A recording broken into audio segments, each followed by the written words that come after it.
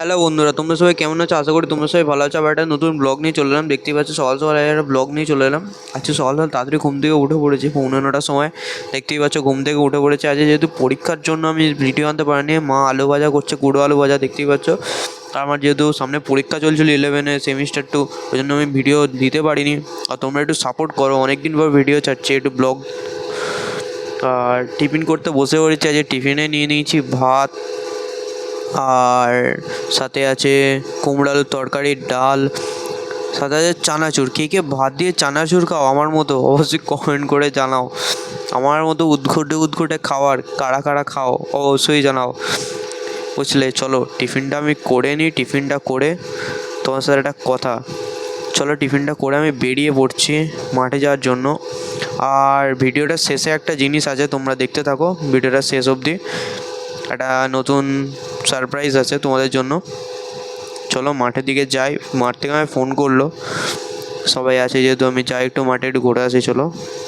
এসেই দেখি সব জানোয়ার পশুপালকগুলো সব এখানে সব দাঁড়িয়ে আছে। এ দেখো কাকা, এই কুকুরটা এখানে শুয়ে আছে, এটা কি? সবাই মিলে ঠাকুরতলায় বসে বসে দেখতেই পাচ্ছ, বসে বসে আড্ডা মারি আমরা এখানে। সবাই আছে, কত সুন্দর হাওয়া দিচ্ছে দেখো, হাওয়া থেকে গাছের পাতাগুলো ঝরে ঝরে পড়ছে, কি সুন্দর ভিউটাই না লাগছে, দেখতে পাচ্ছ?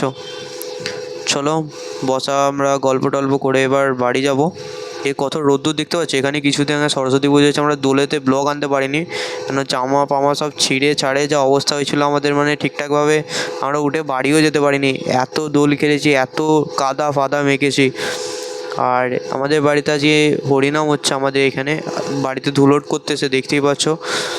আর কাদের বাড়িতে এরম ওখানে হয় অবশ্যই কমেন্ট করে জানাও। ভিডিওটা ভালো লাগে অবশ্যই লাইক শেয়ার কমেন্ট করো।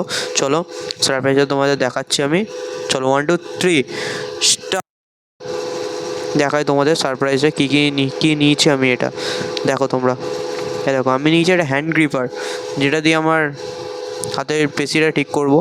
আর এটা আছে আঙুলের পরে, দেখাচ্ছি তোমাদের। আঙুলে পরে পাঞ্চিং করতে, দেখো দেখতেই পাচ্ছ, এভাবে আঙুলে পরে এরকম করে স্ট্রেচ করতে হয়।